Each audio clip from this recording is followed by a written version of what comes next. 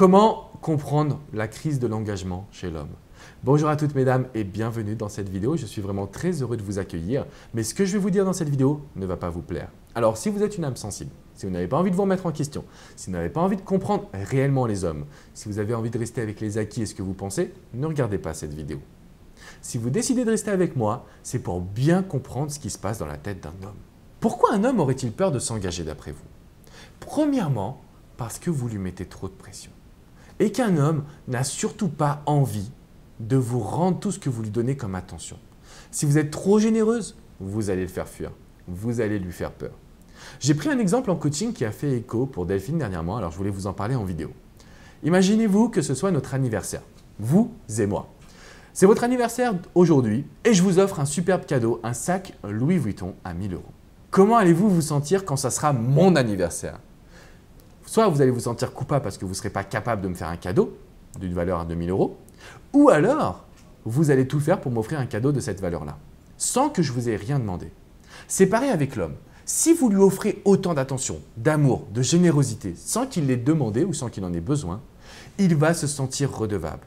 Et un homme qui se sent redevable, c'est un homme qui ne veut pas s'engager. Alors, même si vous ne lui dites pas que vous l'aimez, même si vous ne lui dites pas tout le temps qu'il vous manque, même si ça part d'un bon sentiment, parfois quand on fait des actions, on peut mettre l'autre mal à l'aise. Et je veux que vous en ayez conscience aujourd'hui, mesdames, parce que c'est quelque chose que je vois très souvent en matière de coaching. Je ne vous remets pas la faute sur vous, je n'aurai pas vraiment cette prétention. Par contre, ce que je sais, c'est que lorsque vous allez modifier vos habitudes, de vous forcer à être moins généreuse. Je sais, c'est bête à dire. Mais de vous forcer à être moins généreuse va vous apporter beaucoup plus de situations et d'engagement de la part de cet homme. Quand on parle d'engagement, regardez bien une situation. Vous dites cet homme ne veut pas s'engager. Ça veut dire que c'est trop tôt. Ça veut dire que vous n'avez pas pris votre temps. Sinon, le mariage va venir quand il faut, l'emménagement pareil, le fait d'être en couple également. Quand vous prenez le temps de bien faire les choses, finalement, on ne parle plus d'engagement. On parle de normalité. Je ne dis pas encore une fois que vous êtes dans le faux. Je vous apporte juste une vision et un éclairage. Ce qui compte aujourd'hui, c'est de vous dire que finalement, vous pouvez mettre l'engagement de côté pour vous concentrer sur le fait de prendre son temps, de créer de la séduction, de créer de l'attraction pour que ce soit normal d'habiter ensemble, de se marier, de s'engager, tout simplement. Un petit point quand même, il fallait bien que je critique les hommes, sinon vous m'auriez dit « mais Alex, c'était bien sympa, mais peut-être que la faute peut revenir des hommes ». Les hommes ont peur, mais ils ne le diront jamais. On a toujours peur, et je parle de « on » parce que je suis un homme, on a toujours peur de vivre des désillusions. Quand on regarde notre passé sentimental, qu'est-ce qu'on voit? Des ruptures, de la tristesse, des erreurs. Mais on ne se dit pas « on a vécu une belle histoire ». On a grandi, on a mûri. Les hommes ont tendance à avoir peur de revivre de telles désillusions et c'est pourquoi aujourd'hui vous devez voir la peur de l'engagement comme une peur du couple. Pas de la séduction, pas de l'attraction, pas de vous, mais du couple. Et quand je parle de couple, c'est toutes les désillusions qui vont avec. Alors comment faire pour sortir de cette situation? Comment faire pour qu'ils veuillent vraiment s'engager? J'ai écrit un dossier spécial sur mon site « Fuis-moi je te suis, suis-moi je te fuis ». Et malheureusement, aujourd'hui, la séduction, c'est vraiment du rapport de force.